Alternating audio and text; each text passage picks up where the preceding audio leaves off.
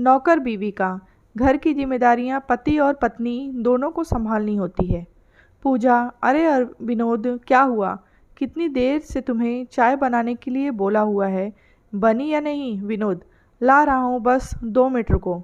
वो दूध लेने गया तो वहाँ भीड़ बहुत थी, इसीलिए आज तुम्हारी सुबह की चाय थोड़ी लेट हो गई। पूजा, अच्छा, एक काम करो, आज ब्रेकफास्ट में मेरे लिए मटर पोहा और वेज सैंडविच बना देना। पूजा को घर के काम करने पसंद नहीं थे। शादी के बाद वो सिर्फ अपने ऊपर ही ध्यान देती थी और विनोद ऑफिस के साथ साथ घर के सारे काम भी देखता था। इसी कारण विनोद ने अपने ऊपर ध्यान देना बंद कर दिया था। ऐसे ही एक दिन, पूजा, विनोद, अच्छा हुआ ऑफिस से जल्दी आ गए। हमें कल सुबह की गाड़ी से जाना है, तो तुम मेरी साड़ियाँ प्रेस करके अटैची लगा दो और सुबह जल्दी उठकर आलू पूड़ी बनाकर पैक कर लेना। मुझे फिर रास्ते में ट्रेन में भूख लगेगी। अच्छा, रसोई समेट लेना, मैं सोने जा रही हूँ, मुझे नींद आ रही है। विनोद, ठीक है, तुम आराम से सो जाओ, मैं सब काम कर दूँगा। पूजा खर्राटे लेकर सो जाती है। विनोद बेचारा थका हारा सारे घर का काम समेट कर सोता है और अगले दिन सुबह फिर 4 बजे उठकर ट्रेन में ले जाने के लिए खाना बनाकर पैक करता है। पूजा अपने आप को संवारने में ही लगी रहती है। वो तो अपना एक दुपट्टा तक भी अटैची में खुद से नहीं रखती। पूरी अटैची विनोद तैयार करता है और दोनों शादी में दिल्ली पहुंचते हैं।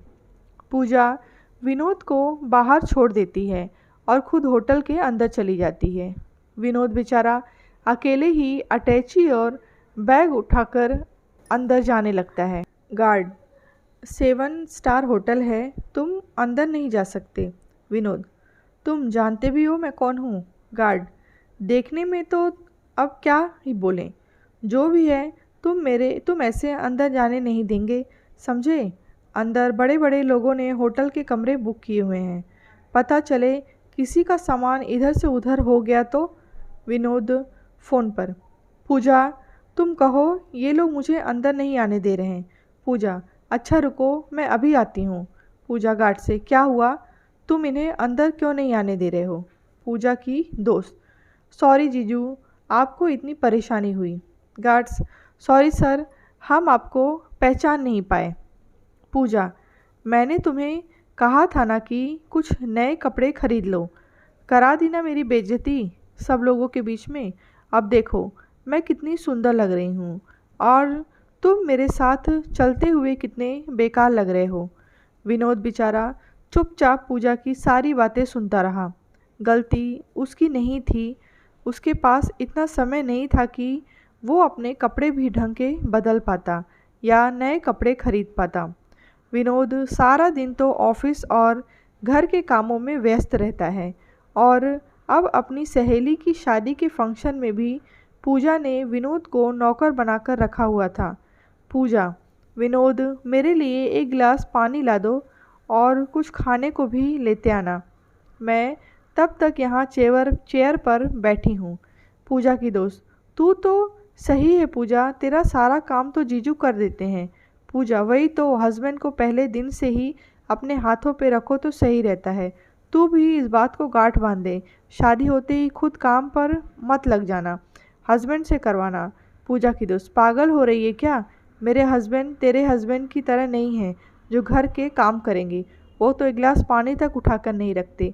तू तो बहुत भाग्यशाली है जो तुझे विनोद जीजू जैसा हस्बैंड मिला। बेचारे चुपचाप सारा काम करते रहते हैं और चू तक नहीं करते। नेहा की शादी के सारे फंक्शन निपट जाते हैं और शादी के बाद विनोद और पूजा वापस घर लौट आते हैं। कुछ दिन तक ऐसे ही चलता रहता है।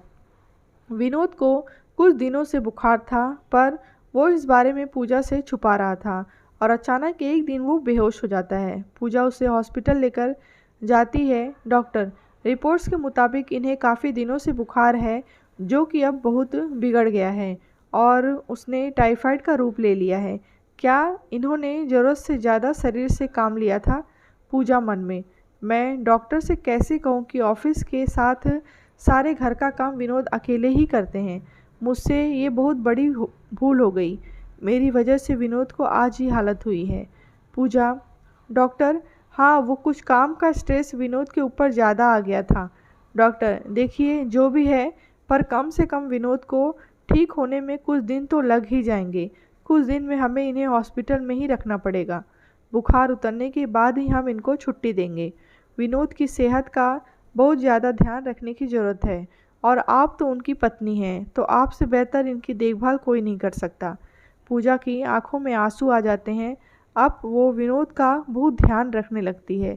घर का सारा काम करके वो विनोद के लिए हॉस्पिटल से अच्छा खाना, फ्रूट सब तैयार करके ले जाती थी।